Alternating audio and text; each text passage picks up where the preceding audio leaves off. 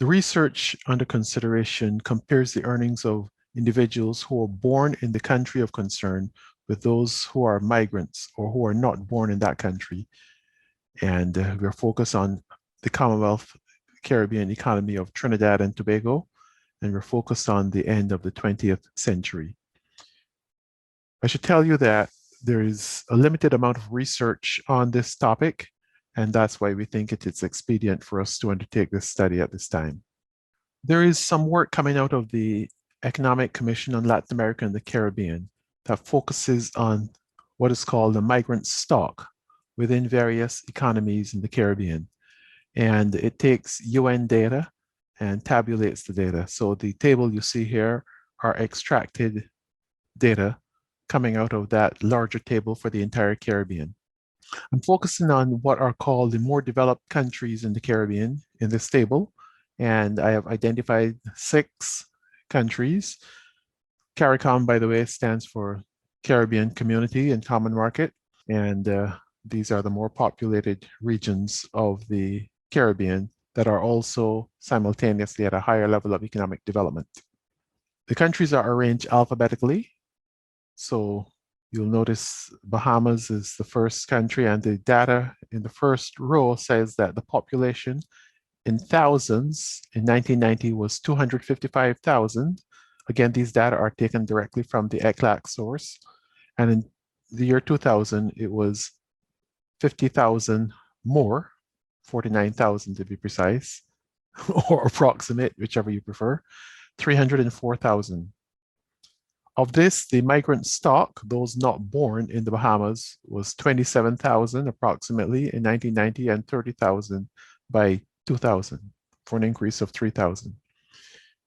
However, when taken against the increase in the population, you notice that that went from a percentage of 10.5% of the population, which is migrant stock, to 9.85% of the population, a relative decline of migrants in the Bahamian population.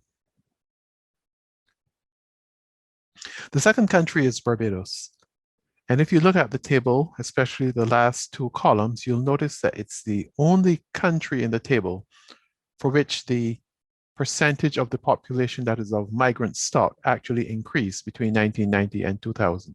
One can think of the reasons why not only would there be an absolute increase in the number of migrants, but a relative increase compared to the population. And then you can think as to what might be going on in Barbados in that decade that would have caused the proportion of the population that was migrant stock to increase. Again, it goes against the pattern for all other countries, even though we did see an increase in the migrant stock in the Bahamas for that decade of the 20th century. Notice that the percentage of the population went down. For all other countries, we noticed that the percentage of the population declined, but also the migrant stock declined, suggesting that either there was attrition by death, or alternatively, some of the migrants were leaving these countries.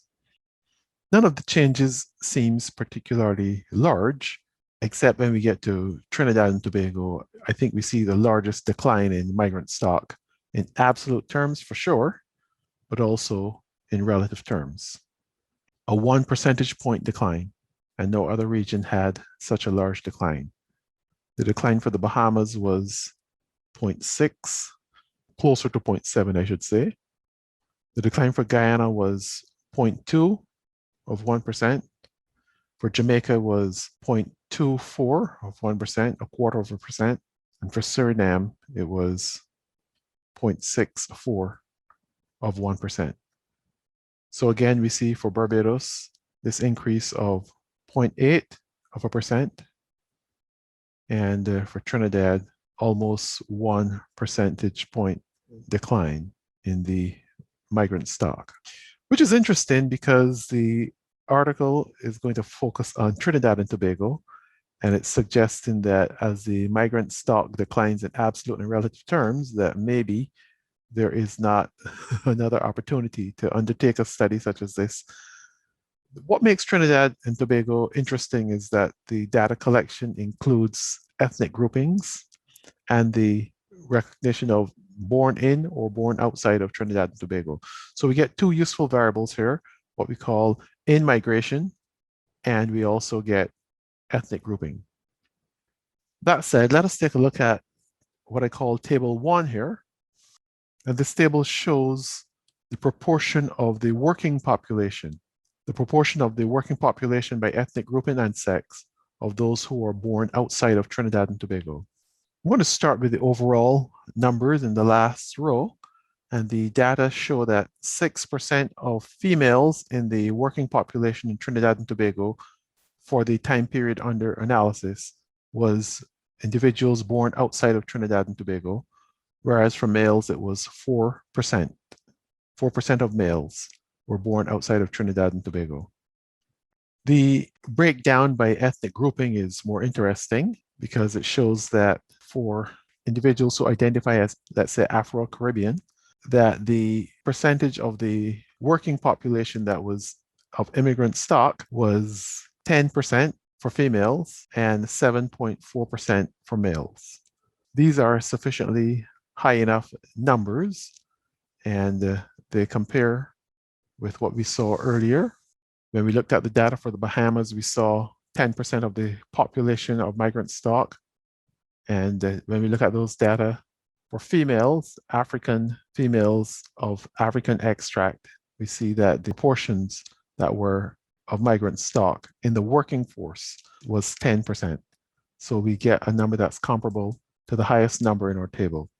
The next high numbers were Barbados, 89% of the population. Again, that would fit somewhere in the region of the 10% for females and 7% for males. Notice that none of the other so-called ethnic groupings matched or approached these percentages.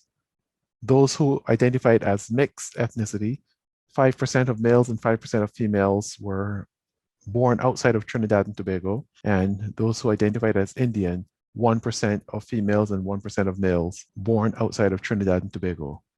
The data include other ethnic groupings, and none of these exceeded 1% in terms of those who are born outside of Trinidad and Tobago. So our study will focus on those who I'm going to define as Afro-Caribbean. And what I'm going to do, it takes a little bit of assuming, is combine the African and mixed groups to get a larger data sample and to be able to do a little more robust statistical testing. We're going to combine those two groupings and create what I will call Afro-Caribbean individuals in the workforce.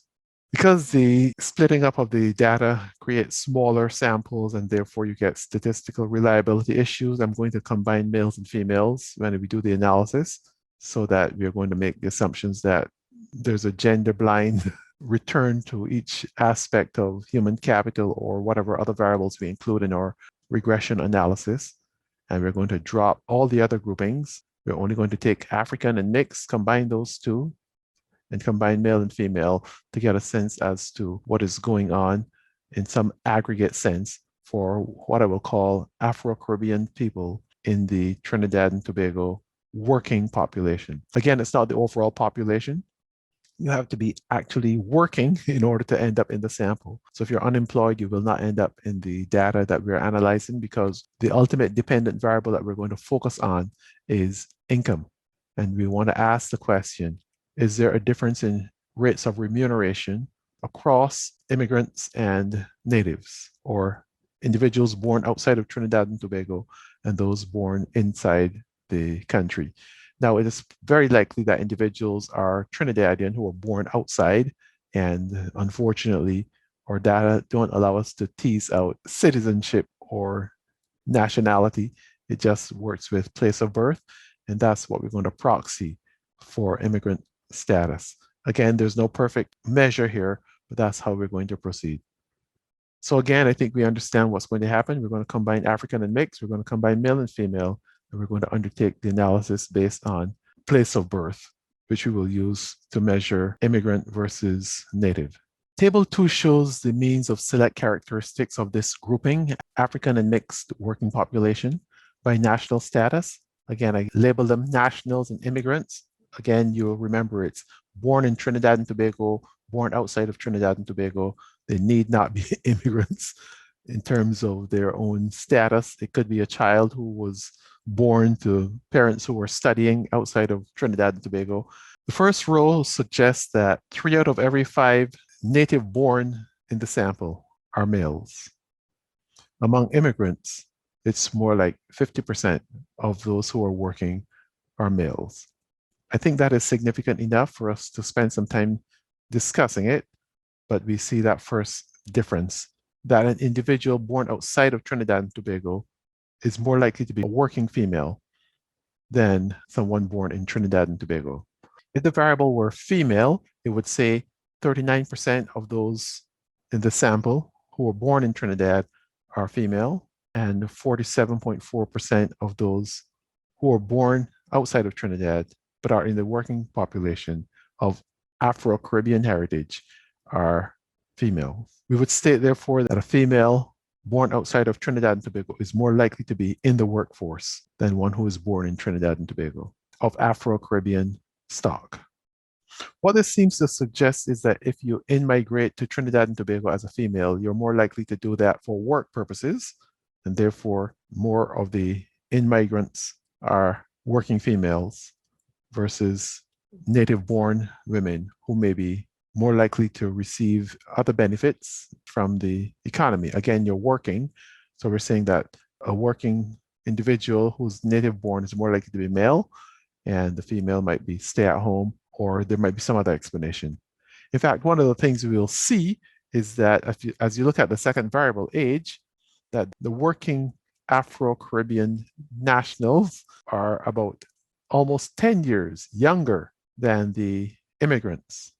The individuals who are nationals are going to be younger on average than the immigrants.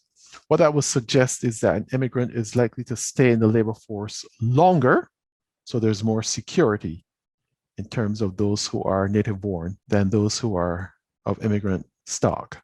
It would make sense that older individuals, up to 10 years older, might have less schooling because as education becomes more prevalent, individuals who are working are more likely to have acquired or attained more of that education. So native-born individuals in the workforce have 10 years of schooling compared to the immigrants who have just under 9 years of schooling. These data are obviously not entirely waterproof in terms of how they're being determined. So what we've done is we also have by secondary and university education. And I think we get an interesting perspective here. What you will see when you combine secondary and university is that we have less than 30% of the immigrants having attained secondary education. Put a different way, 70% of those of Afro-Caribbean stock who are working and are immigrants do not have a secondary education. So 30% of the immigrants have secondary or higher, and 60% of the native-born have secondary education or higher. We get another interesting finding when it comes to training. What we see is that individuals who are native-born are twice as likely to have some formal training as those who are immigrants. Immigrants in the workforce, Afro-Caribbean immigrants in Trinidad and Tobago are half as likely to have some formal training as compared with native-born Trinidad and Tobago citizens. With respect to what is known as on-the-job training, immigrants are more likely to have had on-the-job training than native-born Trinidadians. It is easy to understand that if you are going to be chosen for training, and we add up the numbers and we see that just over half of the native-born employees of Afro-Caribbean stock have training, and just over 40% of immigrants have training. So if you're choosing between the two types of training, a native-born citizen of Trinidad and Tobago is more likely to obtain formal training, whereas an immigrant of Afro-Caribbean stock in Trinidad and Tobago workforce is more likely to have on-the-job training and less likely to have training overall. When we put the various variables together, we get a picture of the immigrants having less education and less formal training and making their way as older workers, trying to do what they need to do to support themselves and their families. Less education, longer job tenure in the workforce, less formal training. It should be no surprise then that because formal training and education are roots to what are known as white collar jobs, that individuals who are native born with the additional education and formal training are more likely to be in a white collar job than the immigrant counterparts.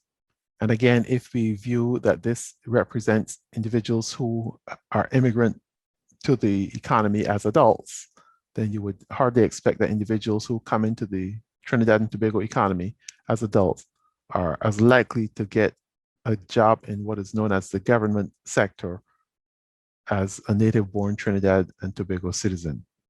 So what we see here is that a native born working adult of Afro-Caribbean stock in Trinidad and Tobago is 1.5 times as likely to have a government job as their immigrant counterpart.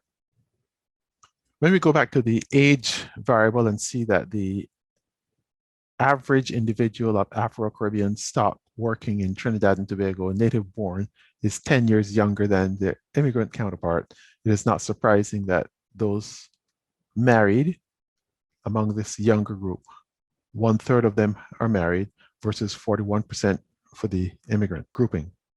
Finally, we look at the hours worked and it looks pretty much the same. A slightly higher number of hours worked per week by this younger group of native born Trinidad and Tobago citizens compared to immigrants. If the individuals who are government employees are working longer hours, say 40 hours, the pattern that those who are not government employees are working shorter hours would be consistent across the two groupings. One of the things that comes to mind is that individuals who are not government workers might have to work longer hours in order to make ends meet, but the data do not point in that direction at this point. Rather than report earnings, I report the log of earnings because we are going to use the dependent variable as log of earnings. So what we're saying here is that there's 0.25 logarithmic point difference between the earnings of those who are native born and those who are not. We already reported that the proportion that was Afro-Caribbean in the working population was somewhere between 7 and 10%. We've already exhausted a significant amount of time looking at the data in Table 1. And what needs to be pointed out here is that among the native born, the proportion of the grouping identified as mixed was about 30%, whereas among immigrants, the corresponding proportion is about 13%. So we see more than twice as likely for an individual who's native born to identify as mixed, whereas among the immigrants, 12.5% identifying as mixed. And now we get to the key analysis of the study. We're regressing earnings in log form on what are called human capital variables, education and training, and job type, white collar, government sector. We've also included the demographic variables, gender or sex, and marital status. And we've included the idea of head of household. Because the data are mixed gender, male and female, the consequence could be different for men than for women. But what we're seeing here, if I can start with that variable, is that if you identify as head of household and you are native born, there is what is a 13 percentage point premium in earnings. Intuitively, it makes sense if the individual who is head of household has some support, other individuals at home helping out, then that individual has more hours available. Of course, we're capturing additional hours by the hours variable in the regression, but there's something about the individual being head of household. And that could relate to being responsible and taking on that role of head of household because you have a greater labor market related drive, a drive to succeed in the labor market. But the argument is interesting because when you look at the immigrant grouping, which is the second column, you don't see that consequence. Individuals who identify as head of households do not get a premium over their counterparts who are not head of household. Now, what we know is because more of the individuals in the immigrant group are female, percentage-wise, that maybe there's a gender bias to the way the premium for head of household is manifesting itself, that a man is more likely to have a stay-at-home spouse, and therefore he can specialize more deeply in labor market related activity, get on the promotion track, I could say, whereas women might not have the same flexibility. Head of household means that you have to get home to take care of business to a greater degree. And the fact that we don't see any statistically significant premium, actually, if you ignore the statistical significance, and the numbers in parentheses are t statistics, so we're looking for a number greater than 2 to determine that the variable is statistically different from 0. The estimate of the variable is statistically different from 0. It looks as though if you ignore that and focus on the SIGN sign, that there looks like some kind of penalty for being head of household. Thankfully, it's not statistically significant. We're going to move up the column, and the next variable is the dummy variable for sex. 1 equals male. And we'll see that if an individual identifies as male in this grouping, that individual with all of the characteristics of someone else who is working with them but is obviously female, that the male would be earning 30 percentage points more with the same characteristics. You might want to call that discrimination, or you might say it's unexplained. It could be a host of other things, but it's not the variables that we've included. The male person is earning 30 percentage points more than the female person. Now, among the immigrant grouping, we see an even larger premium for being male, 37 percentage points. So females are getting the short end of the deal here. Rather than saying there's discrimination in favor of males, we can spin that to say there's discrimination against females. The variable just above the sex variable is senior. And it's interesting how the Trinidad and Tobago questionnaire asks this question, and basically, are you in a senior level position? However, if you are the owner of your own business, then automatically you are senior. So if your business is a small business, you're the only employee, you get classified as senior. Notice here then that senior pays a penalty if you're an immigrant, but it pays a premium if you're native born. So clearly we're not talking about comparing apples here. It's apples and oranges. And the individual who identifies as senior, who is native born, is more likely to be in a role that is senior and pays at the appropriate level. So some kind of management position. Whereas among immigrants, not so much. The next variable is married. And we see again a 16 percentage point premium for individuals who are married and are native born, but we see no premium, no statistically significant premium among immigrants who are married. Working for the government sector versus the private sector seems to pay native born individuals 50 percentage point premium, and government sector among immigrants a 60 percentage point premium. Again, if you flip the argument to say, if you're working in the private sector, there's a greater penalty if you're an immigrant than if you are a native born. I think the intuition makes sense. The white collar variable shows another premium. And again, you can flip that to say that blue collar penalizes individuals. And if you are native or foreign born, there's a substantial penalty when you are not in a white collar job. Now we get to training. What we see is that training does not pay any kind of premium for individuals who are immigrants of Afro-Caribbean heritage. No premium. Whereas for individuals who are native born, training does pay a premium, 7 percentage points for on-the-job training, 8.4 logarithmic percentage points for formal training. Raising the question, why would you obtain training if you knew it wasn't going to pay? That requires a little more unpackaging. I should mention that I do have the data aggregated across all ethnic groupings in another table, but that will not be the focus of this particular study. Just in case someone is interested, we do have the results. And the education variable here is a continuous variable rather than a lumpy variable of secondary and tertiary education. But the analysis yields pretty much similar types of results. Here's a quick look at some of the studies I have been reading and putting this work together. Clearly, we are not close to being done, but this is a sample of where we started.